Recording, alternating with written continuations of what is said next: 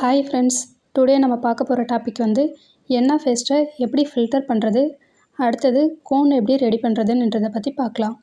இப்போ வந்து நான் வந்து பேஸ்ட் வந்து நல்லா மிக்ஸ் பண்ணி எடுத்துட்டேன். அதாவது டைர்லெஸ்க்கு அடுத்த மெத்தட் இது தான். எண்ணெய் பேஸ்ட்டை வந்து நல்லா ஃப்ளோவில் மிக்ஸ் பண்ணி எடுத்துக்கணும்.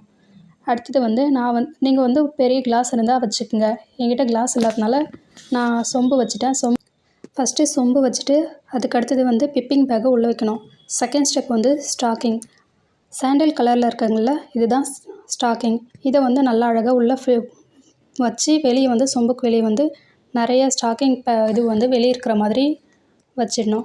அடுத்தது வந்து நம்ம மிக்ஸ் பண்ண எண்ணெய் பேஸ்ட்டை வந்து அழகாக ஊற்றணும். அது ஃப்ளோ உங்களுக்கு தெரியுதுங்களா பார்க்க? இது போல் தான் ஃப்ளோ நல்லா இருக்கணும். நான் வந்து கொஞ்சம் இதில் நிறைய கன்சிஸ்டன்சி இருக்குது. சில பேர் திக்காக எடுத்துப்பாங்க, சில பேர் கொஞ்சம் நார்மல் கன்சிஸ்டன்சி எடுத்துப்பாங்க, சில பேர் கொஞ்சம் லைட்டாக வாட்டரியாக எடுத்துப்பாங்க. நீங்கள் கோன் போட போட உங்களுக்கு தெரியும் எந்த மெத்தடில் போட்டால் உங்களுக்கு நல்லா இருக்குன்னுட்டு. அது மாதிரி நீங்கள் ட்ரை பண்ணிக்கோங்க. எனக்கு வந்து இந்த கன்சிஸ்டன்சி நல்லாயிருக்கும். இதை விட இன்னும் கொஞ்சம் திக்காக இருந்தால் இன்னும் நல்லாயிருக்கும். அடுத்த ஸ்டெப் வந்து உள்ளே இருந்த ஸ்டாக்கிங் ஃபஸ்ட்டு எடுத்து ஒரு 2 சுற்று சுற்றிட்டு அதுக்கப்புறமா பிப்பிங் பேக்கும் ஸ்டாக்கிங்கும் 2ஆக வச்சு நல்லா சுற்றிக்கலாம்.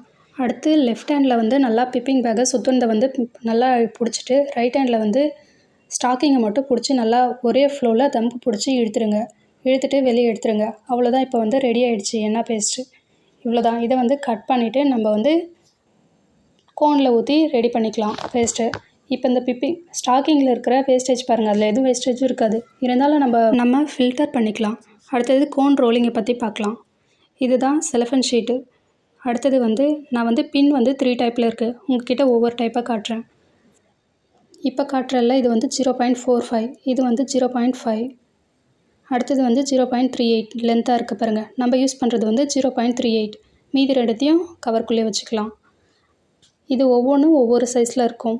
ஹோல்ஸ் வந்து பெருசாகவும் சின்னதாகவும் இருக்கும். டிசைன் வந்து பிக் சைஸாகவும் ஸ்மால் சைஸாகவும் தெரியும். மெஹந்தி போடும்போது நமக்கு நல்லா டிஃப்ரெண்ட் தெரியும். செலஃபன் ஷீட் எடுத்து நம்ம நல்லா ரோல் பண்ணிவிட்டு பின்னை செட் பண்ணிக்கலாம். நம்ம எடுத்து செலக்ட் பண்ண பின் வந்து 0.38. அந்த பின்னை செட் பண்ணிவிட்டு பின் வந்து டைட் ஆகிற மாதிரி நல்லா ரோல் பண்ணிக்கலாம். செலஃபன் ஷீட்டுக்குள்ளே வந்து தம் ஃபிங்கர், அதாவது கட்டை விரலை மட்டும் உள்ளே விட்டு நல்லா ரோல் பண்ணோம்னாக்கா கரெக்டான ஷேப்பில் நல்லா அழகாக இருக்கும். மீடியம் சைஸ் கோன் வந்து ரெடி ஆகிடும். அடுத்தது வந்து அந்த பின்னுக்கு பக்கத்தில் ஒரு சின்ன வி ஷேப்பில் இருக்கும். அங்கே வந்து டேப் போட்டிட்டு அந்த செலஃபன் ஷீட்டை வந்து மறுபடியும் ரோல் பண்ணிக்கலாம். அடுத்து கோனோட டாப்பில் பார்த்தீங்கன்னாக்கா வி ஷேப்பில் தெரியணும். அப்போ தான் கோன் வந்து நல்லா ஒரு பர்ஃபெக்டாக ரெடி ஆகிடுச்சின்னு அர்த்தம்.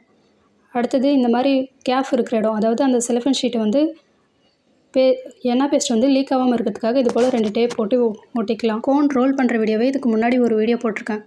அது வந்து ஸ்டெப் பை ஸ்டெப்பாக இருக்கும். அந்த வீடியோ வேணாக்கா போய் பாருங்கள். வீடியோ பிடிச்சிருந்தா லைக் பண்ணுங்கள், ஷேர் பண்ணுங்கள், சப்ஸ்கிரைப் பண்ணுங்கள். தேங்க்யூ.